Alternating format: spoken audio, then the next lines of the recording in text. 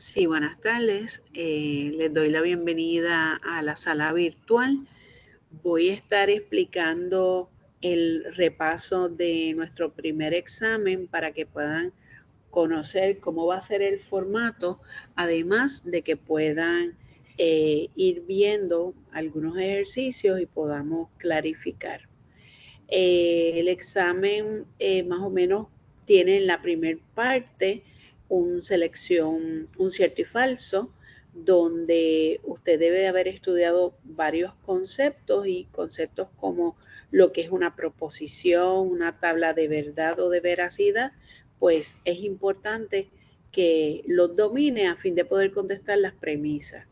Por ejemplo, la primer premisa del cierto y falso dice: una proposición es una oración declarativa que puede tener un valor de cierto o falso.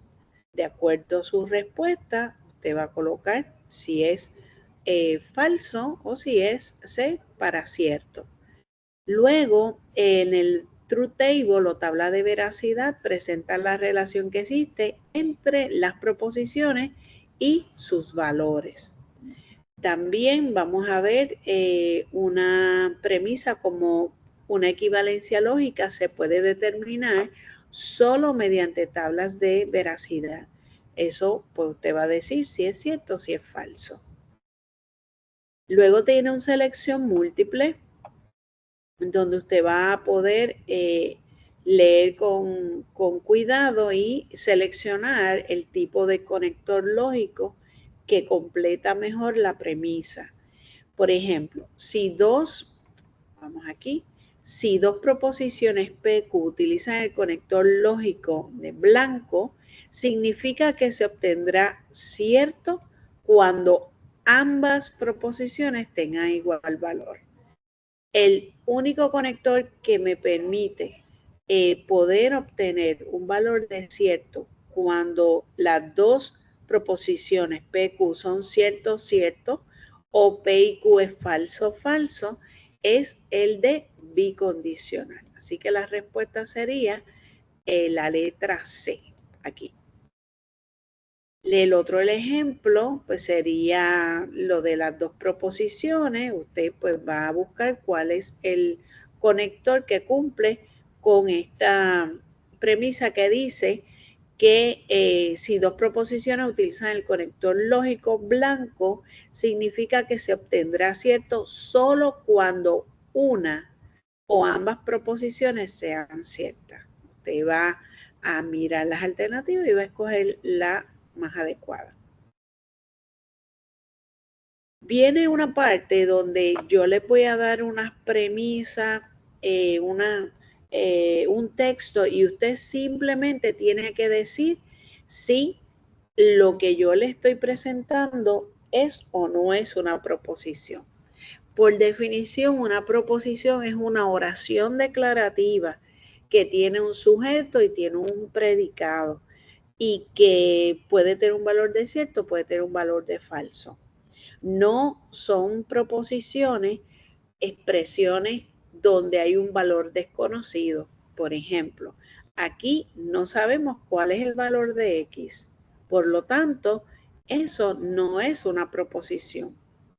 Cuando yo tengo una oración donde yo identifico un sujeto e identifico un predicado, que es lo que se dice del sujeto, entonces yo puedo decir que es una proposición.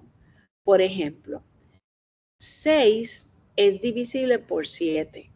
El 6 es de quién se está hablando y es divisible por 7 es lo que se está diciendo del 6, o sea, su predicado. Por lo tanto, podríamos decir que esta expresión de la premisa 7 es una proposición. La próxima premisa es una pregunta, así que cuando dice es una oración declarativa, si recordamos del español, declarativa que declaro dice algo, pero hay preguntas interrogativas, que es esta, donde está haciendo una pregunta. Hay oraciones que son exhortativas, como camina, duerme, levántate, que son de órdenes, eso te está exhortando, eso tampoco es una proposición. Y las que son exclamativas tampoco son proposición. Por lo tanto, si yo aquí en la número 8 veo que tiene que es una pregunta, pues esa 8 no es una proposición. Si yo añadiera una número 9 y colocar algo como eureka con signo de exclamación, ¿verdad? Aquí yo tampoco es una proposición porque simplemente es una oración exclamativa. Y si añadiera una línea como por ejemplo come, pues eso no tiene un sujeto y un predicado, eso es una expresión exhortativa, te está exhortando a que hagas algo. Así que solamente esta número 6, esta 6 no es una proposición porque tiene un valor desconocido. Esta 7 sí es una proposición porque puedes identificar un sujeto y un predicado. Esta no es una proposición porque es una pregunta. Esta porque es una expresión de exclamación y esta porque es una expresión, oración exhortativa. ¿Estamos? Bien, en la próxima parte nosotros tenemos que resolver los siguientes ejercicios y al final indicar si es una tautología, una contradicción o una contingencia. Por ejemplo, cada vez que nosotros vemos que trabajamos con dos variables como P y Q, pues es importante recordar que N es igual a 2, porque son dos las proposiciones, P y Q. Y que cuando yo tengo 2 elevado, voy a usar el símbolo de elevado, vamos a usar el de programación elevado a la 2, eso significa que 2 al exponente de 2. Podría decirse que es que este número se multiplica por el mismo esta cantidad de veces. Por lo tanto, 2 a la 2 es lo mismo que 4. Si yo hubiese tenido en el ejercicio a las proposiciones P, Q y a la R, entonces N es igual a 3, donde 2 elevado a la 3 es lo mismo que 8, porque es que este número 2, este 2 se va a multiplicar por el mismo 3 veces, algo como 2 por 2 por 2, que entonces eso nos da a 8. ¿Estamos? La manera en la cual se distribuyen las proposiciones, pues podríamos decir que en el caso de cuando tenemos 4,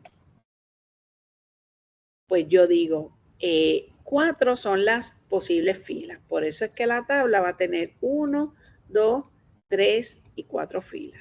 La primer fila, simplemente la gris, es para poder anotar las proposiciones y los diferentes paréntesis que componen, ¿verdad?, el ejercicio. Yo coloco los valores bases como P y Q. Siempre si yo tengo para la letra P, yo digo, bueno, yo le voy a asignar a P el valor de 4 dividido entre 2. 4 porque son las filas y 2 porque son dos posibles valores, cierto o falso. Eso me da a un 2. ¿Qué significa ese número 2? Significa que para cada proposición, entiéndase,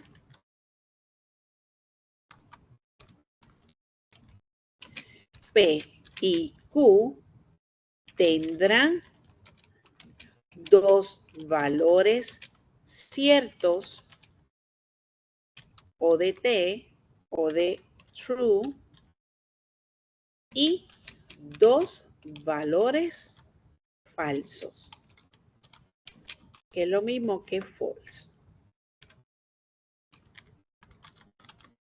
Bien, ¿qué ocurre? Que yo le tengo que asignar a P las primeras dos, se las voy a dar en ciertas y las otras dos se las voy a dar en falsas. Y para Q siempre yo le voy a dar de manera, ¿verdad?, alternada. Si yo digo que P tenía dos ciertas y dos falsas, este número 2 que voy a colocar en bold y lo voy a presentar en un color azul, quizás ahí vamos a ver si lo pueden percibir, ese número 2, yo digo, bueno, pues ¿sabes qué? Que para Q yo voy a usar ese 2 y lo voy a dividir entre 2. O sea que tome el resultado de la división del 4 que viene de acá. N es 2 porque es una proposición P y una Q. Uno no cuenta las proposiciones que están en opuestos. Simplemente las letras, aunque estén con opuestos, que es este tilde, o no estén en opuestos. Entonces, ya sabemos que es 2, 2 a las 2 es 4. Para la P le voy a dividir ese 4 entre 2 y me va a dar a 2.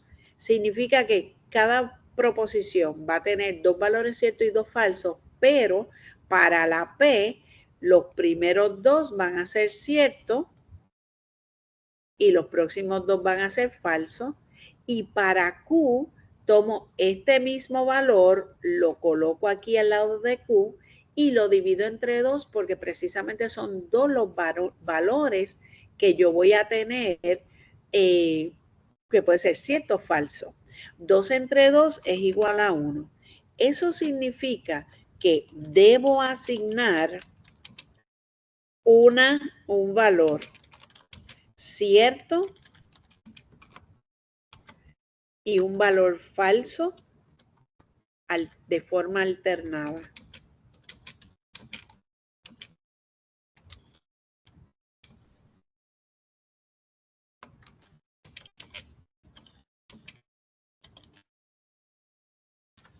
Bien, por esa razón usted va a notar que entonces Q, como lo vemos aquí, tiene una cierta, una falsa, una cierta y una falsa. ¿Ok? Bien, luego que uno tiene los valores base, se da cuenta que el ejercicio, disculpen aquí, que el ejercicio tiene opuesto de P.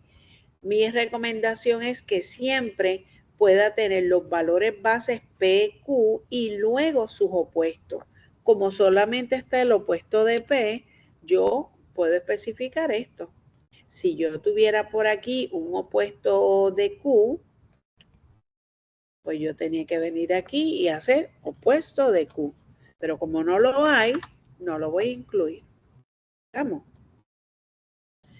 Bien, entonces voy a decir, bueno, pues si esto ya yo tengo los valores de P, que es cierto, cierto, falso, falso, pues al buscar los opuestos sería falso, falso, cierto, cierto.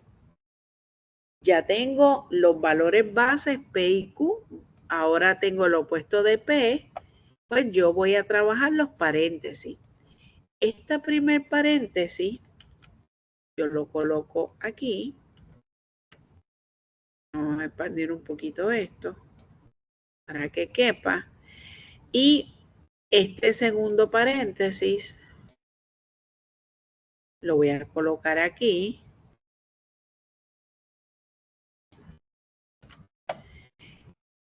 Y la última columna, pues va a tener todo el ejercicio. Siempre la última columna va a ser el último ejercicio, el ejercicio en sí.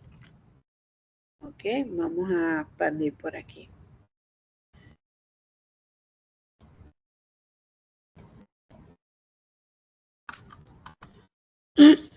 Ok, bien.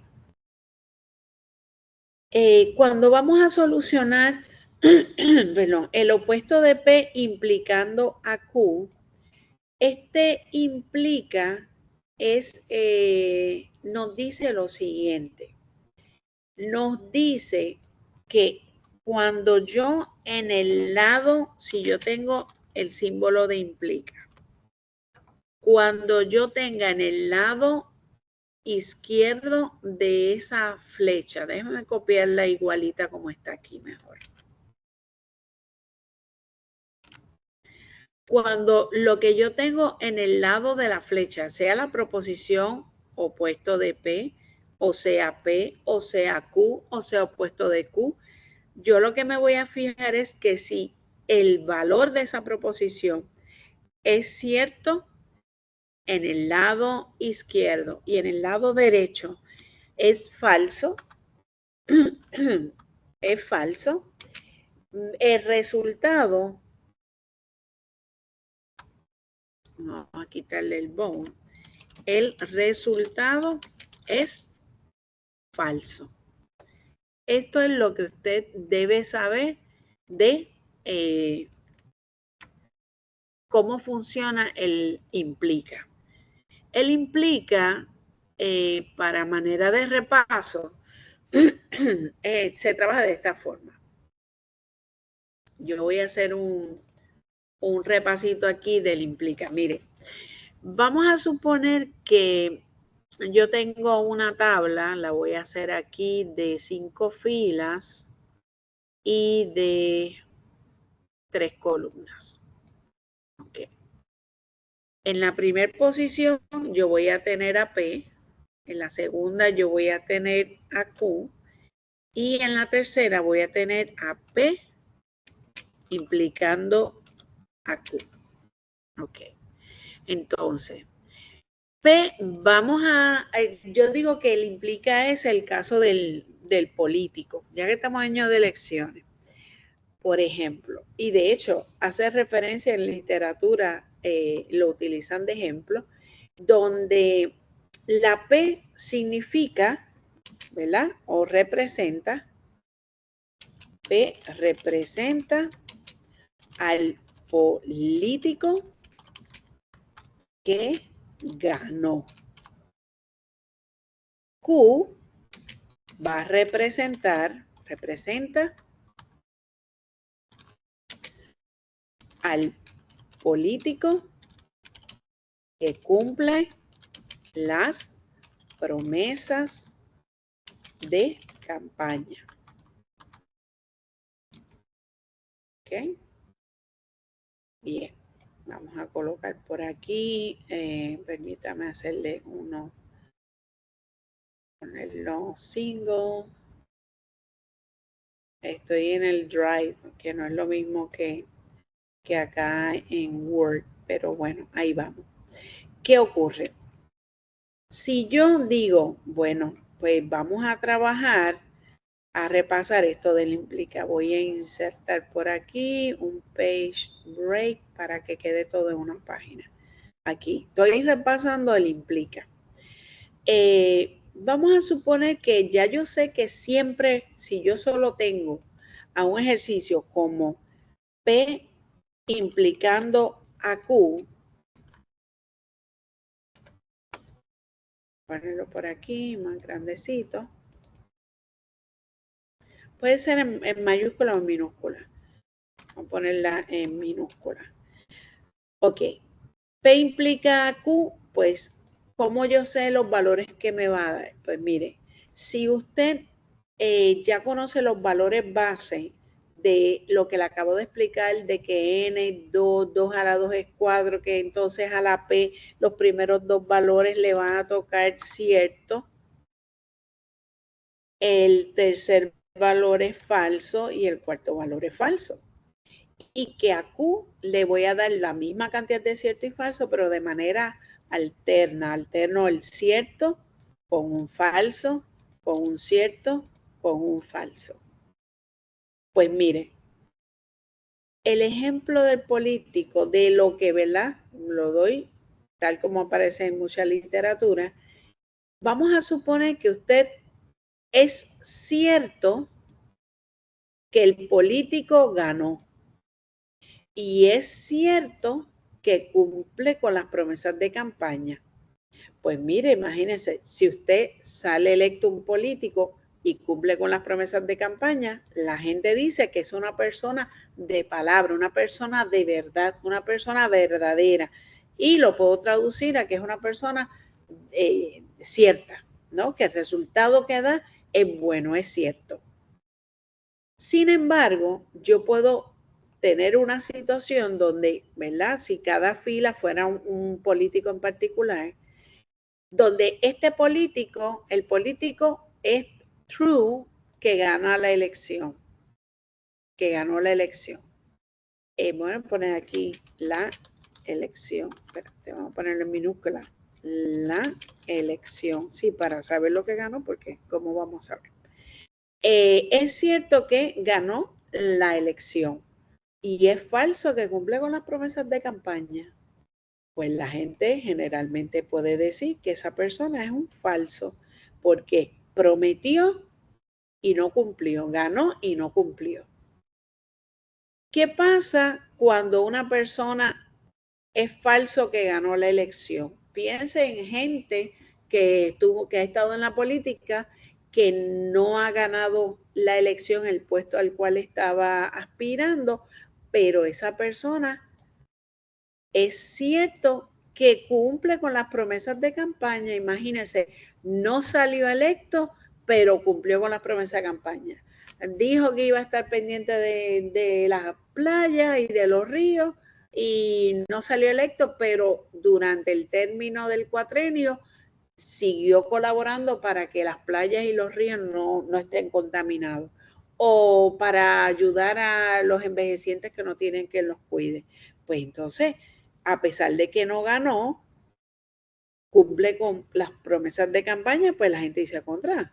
Esa persona es de verdad, es de palabra, es true. Y finalmente tenemos el político que no va a salir electo, que no salió electo y que no cumple con las promesas de campaña. Pues ¿sabe qué? Que es una persona de verdad, es una persona cierta porque la persona no estaba obligada a cumplir con las promesas de campaña porque no fue electo. Por lo tanto, nuestro sistema judicial dice que somos inocentes hasta que se nos pruebe lo contrario. Así que esa persona sigue siendo una persona de verdad, true, a pesar de que no ganó la elección y no cumple con las promesas de campaña, pues es que no está obligado a cumplir con las promesas de campaña. Entonces, fíjese que en el único lugar donde la persona nos da un resultado falso cuando tenemos algo como P implicando a Q, es en esta situación.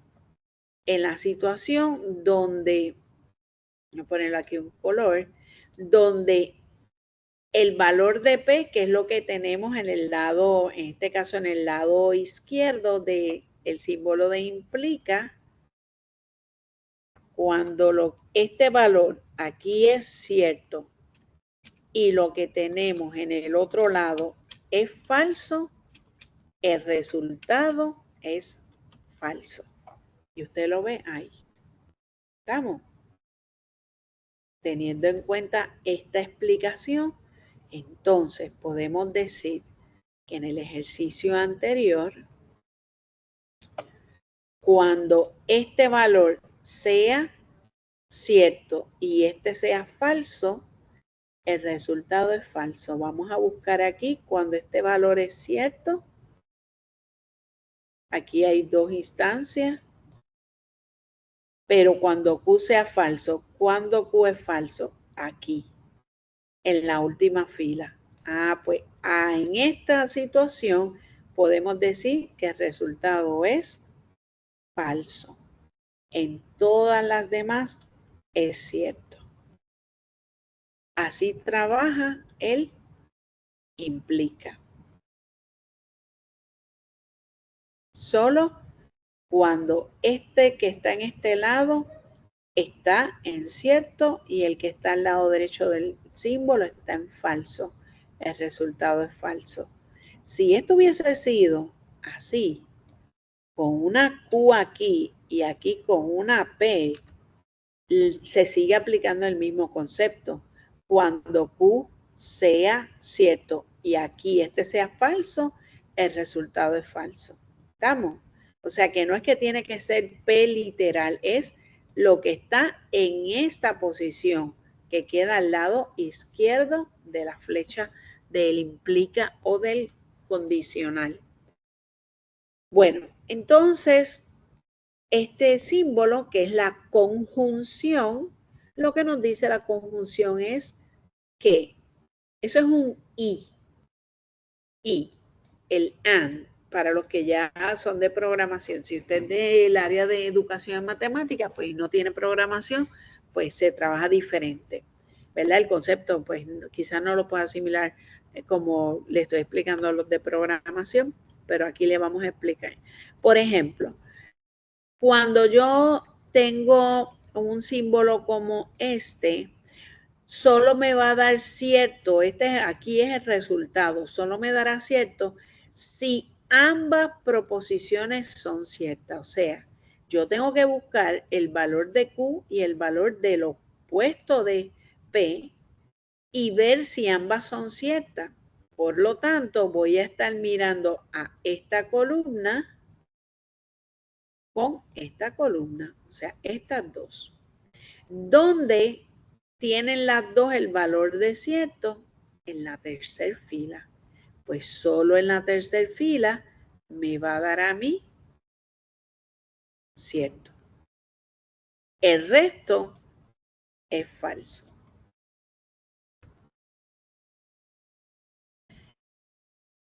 La conjunción te limita más porque hace que para que a ti te dé un resultado de cierto, ambas proposiciones, lo que tú estés atando, tiene que tener el valor de cierto.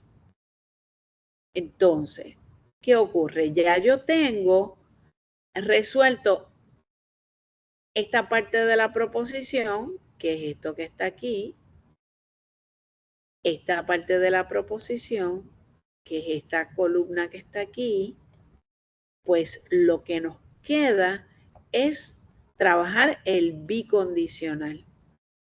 El bicondicional se trabaja de esta forma. Dice, control V, aquí vamos, dice, el operador bicondicional, disculpe que está en mayúscula, bicondicional dará un resultado,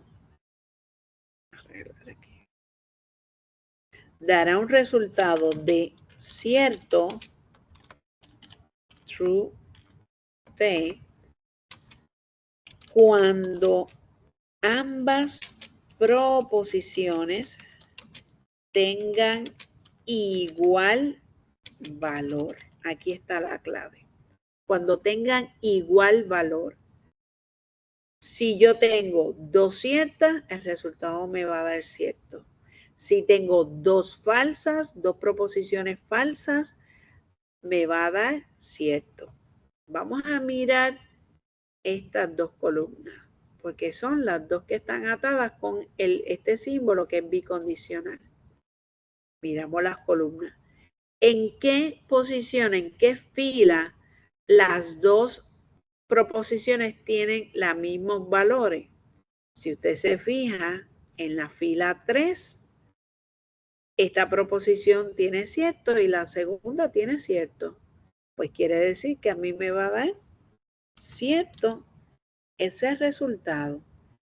Y aquí, a pesar de que las dos proposiciones, bi viene de 2, pues cuando bicondicional, cuando las dos tengan igual valor, las dos proposiciones, en este caso, esta proposición con esta, cuando las dos tienen igual valor, el resultado es cierto.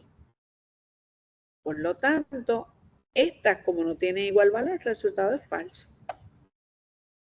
Una vez yo termino el ejercicio, voy a poner aquí, a colocar aquí como si fuese en anaranjado.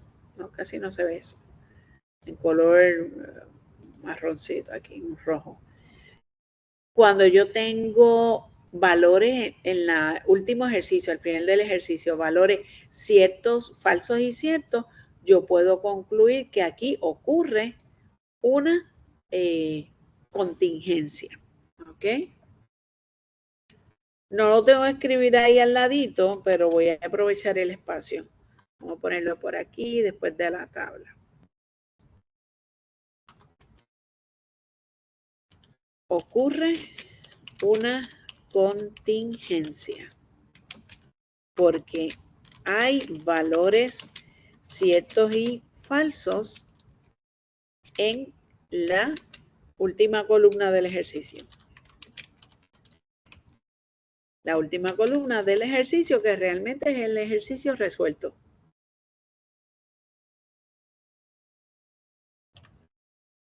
Ok. Bueno, vamos entonces al próximo ejercicio.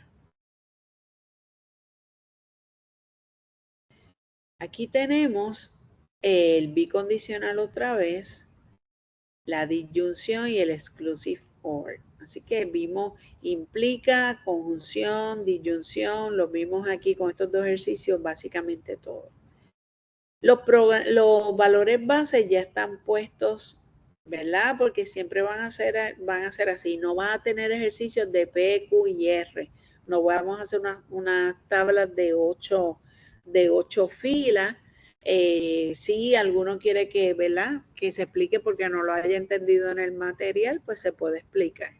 Pero las tablas generalmente son de 4 filas porque se trabaja solo la proposición P y Q. Por ejemplo, ya tengo a P y Q con los valores base y me doy cuenta que tengo los opuestos de esas proposiciones. Pues yo les recomiendo que ustedes en ese mismo orden puedan colocar los valores opuestos. A pesar de que primero aparece el opuesto de Q y después el opuesto de P, prefiero que hagan eso en orden alfabético. Bueno, pues aquí le estaríamos dando 2 falsos y 2 ciertos. Aquí una falsa, una cierta, una falsa y una cierta. Y luego ya podemos comenzar a trabajar este paréntesis. Siempre se rompe en pedacitos unos términos. Se hace el ejercicio por términos, por pedazos.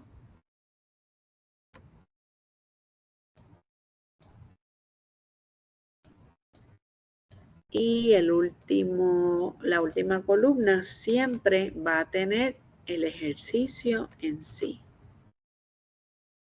Ok. Bien. Para efectos de cómo nosotros lo vamos a trabajar en términos del examen, pues mire, se va a crear el ejercicio, una parte, esto que hay que hacer las tablas, usted lo va a tener que crear o imprimir o trabajarlo en una tableta o computadora de toque de la mano para que usted, o tableta donde usted pueda contestar, ya sea de forma digital o imprime la hoja de los ejercicios que son en forma de tabla y resuelve y luego envía la foto, sube la foto por la premisa. Es uno de los exámenes donde pues usted tiene que resolver unos ejercicios donde no se le va a dar, no creo que yo coloque una tabla A, pues esta es una alternativa. La tabla B sería la misma tabla, pero con una respuesta diferente. Tendría yo que hacer como una selección múltiple, cosa de que usted resolviera y compare lo que usted hizo contra las 3 alternativas. No lo he trabajado así, pero sí es una de las partes del examen en que es un poco difícil poder montarlo en Blackboard, porque puedo hacer selección múltiple, preguntas, cierto y falso, pero cuando es la solución, que son ejercicios y que el estudiante los tiene que hacer a mano, hay una opción de archivo que es donde usted somete, puede dar upload a un archivo como una imagen y entonces yo lo recibo.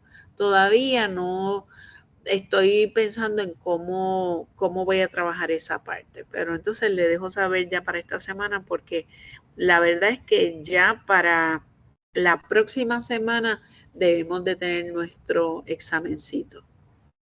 Bueno, vamos entonces a resolver esto. Aquí en bicondicional volvemos a repasar. Ambos tienen que tener igual valor, P y Q, para que el resultado sea cierto. En la primera instancia, las dos son ciertas, el resultado va a ser cierto. En la última instancia también. O sea que me fui allá adelantándome.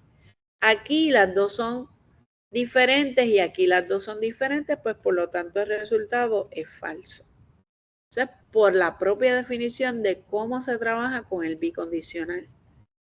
Vamos entonces a ver la disyunción. La disyunción es lo mismo que un o.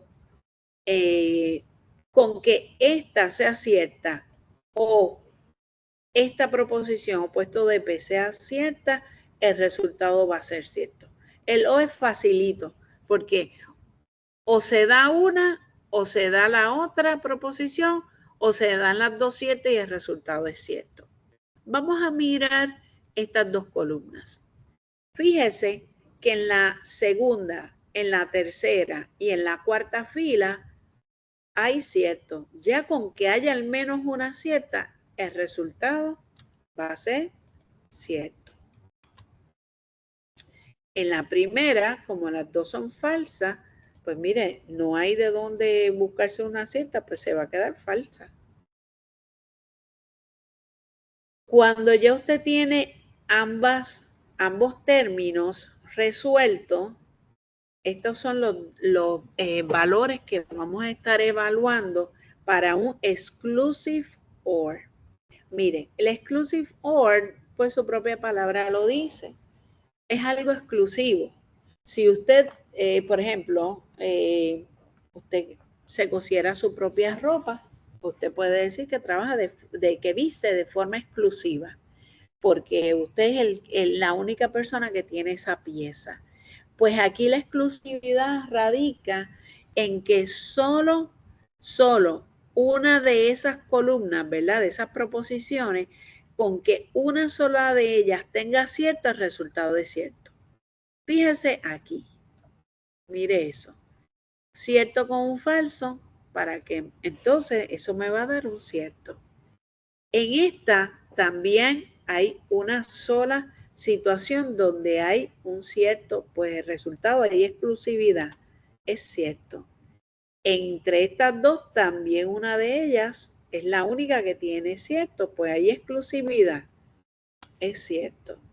Pero aquí las dos son ciertas, pues no hay exclusividad porque tanto esta columna, este término, como este término, tienen lo mismo. Eso es como si nosotros no cosemos, pero vamos y compramos la ropa en una tienda, pues mire, esa pieza la va a tener muchas personas, porque eso se hizo para hacerlo, venderlo en masa. Así que va a haber muchas de esas piezas y en muchos tamaños. Pues cuando usted ve que tiene el mismo valor, en este caso de cierto, pues ahí no hay, es falso, no hay exclusividad porque tanto tiene cierto esta proposición como es cierto esta proposición. ¿Ok? Básicamente eso es la parte de cómo solucionar ejercicios de desarrollo de tablas. Voy ahora a detener la grabación para que sea un poco más corta y luego usted pueda ver la grabación que desee.